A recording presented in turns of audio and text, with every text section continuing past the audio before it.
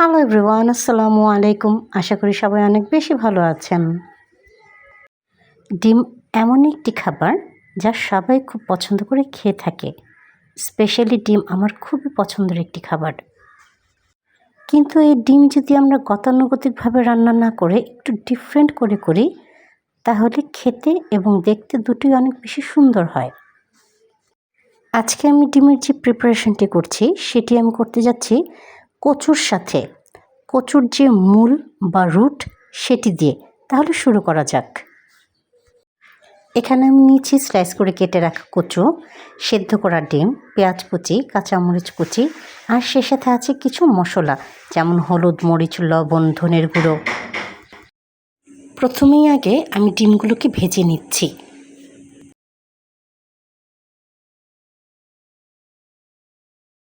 একটু সাবধানে ডিমগুলোকে ওলটপালট করে দিতে হবে, তা না হলে ডিমগুলো ভেঙে যাওয়ার বা কড়াইতে লেগে যাওয়ার সম্ভাবনা অনেক বেশি বেড়ে যায়। এবার ডিমগুলো যখন ভাজা হয়ে গেছে, আমি ডিমগুলোকে তুলে সাইড করে রেখে দিচ্ছি।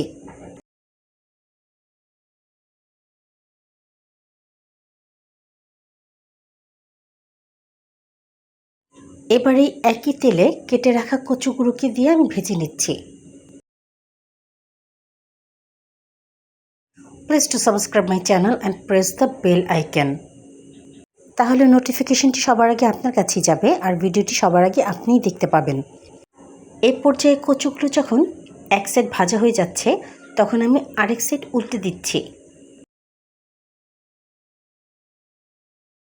এবার এই ফ্রাইড ট্যারো রুটগুলো আমি উঠিয়ে সাইড করে রেখে দিচ্ছি।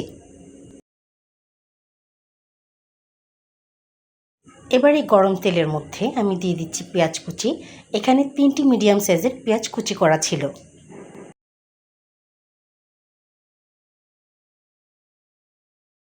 পেঁয়াজগুলো যখন একটু সফট আর পিঙ্কিশ কালার হয়ে আসবে, তার মধ্যে আমি দিয়ে দিচ্ছি পরিমাণ মতো লবণ,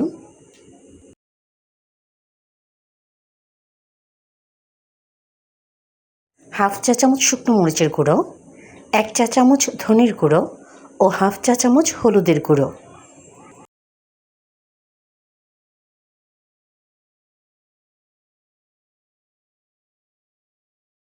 এবারে সব মশলাগুলোকে খুব ভালো করে নেড়ে মিশিয়ে নিচ্ছি।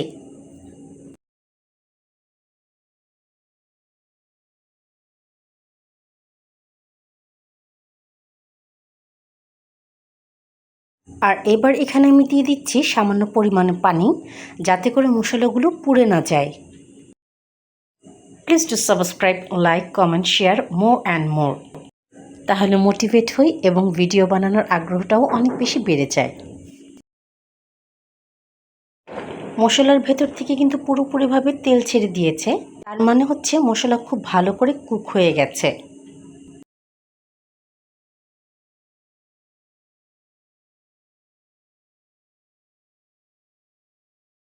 এবার এই কষানো মশলার মধ্যে আমি দিয়ে দিচ্ছি ভেজে রাখা ট্যারো রুট বা কচুর মূলগুলো।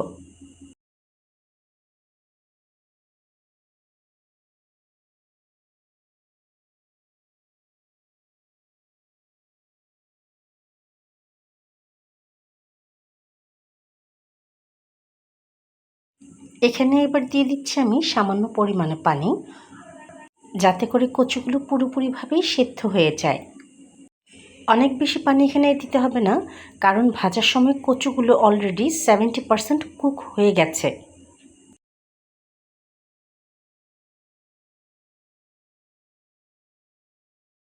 যেহেতু কচুগুলো এবার পুরোপুরিভাবে সেদ্ধ হয়ে গেছে, এর মধ্যে আমি দিয়ে দিচ্ছি ভেজে রাখা ডিমগুলো। আর এরপর মোটেও সময় লাগবে না, 2 থেকে 3 মিনিট রান্না করে নিলেই হয়ে যাবে আমার এই কচু দিয়ে ডিমের তরকারি। সুন্দর একটি ফ্লেভার আসার জন্য এখানে আমি স্লিট করে রাখা কাঁচামরিচ দিয়েছিলাম, কিন্তু ক্যামেরা অন করতে ভুলে গিয়েছিলাম। যদিও এটি অপশনাল, আপনারা চাইলে দিতেও পারেন, স্কিপ করতেও পারেন, তাতে কোনো সমস্যা নেই।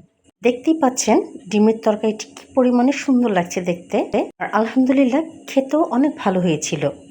আপনারা একবারের জন্য হলেও অবশ্যই বাসায় ট্রাই করে দেখবেন, এবং ভাতের সাথে এবং রুটির সাথে চমৎকার লাগে খেতে। যদি আপনাদের আমার এই ভিডিওটি ভালো লেগে থাকে, তাহলে অবশ্যই সাবস্ক্রাইব করে দেবেন আমার ইউটিউব চ্যানেলটিকে। ফলো করে দিবেন আমার ফেসবুক পেজ ও ইনস্টাগ্রাম আইডি তিন্নাস কিচেনকে। কাছে থাকার জন্য ও পুরো ভিডিওটা দেখার জন্য সবাইকে অনেক ধন্যবাদ।